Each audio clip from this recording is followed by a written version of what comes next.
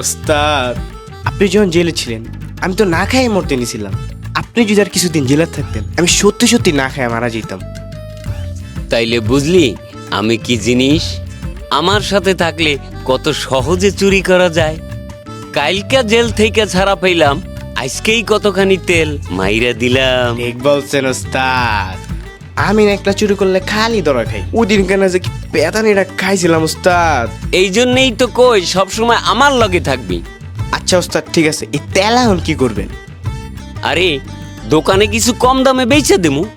চাচা, জেলের থেকে কবে ছুটলেন? ভাইস্তা কালকে ছাড়া পাইছি।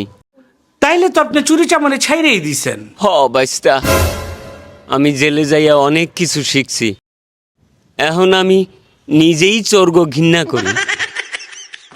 আমার ভাবতেই অবাক লাগে আগে যে আমি কেমনে এরকম চুরি চামারি করতাম। ছি! চাচা, বালতিতে কি? হই মিয়া, আপনি আমার তেল চুরি কইরা এখন আবার এখানে ভাষণ দিতেছেন? এই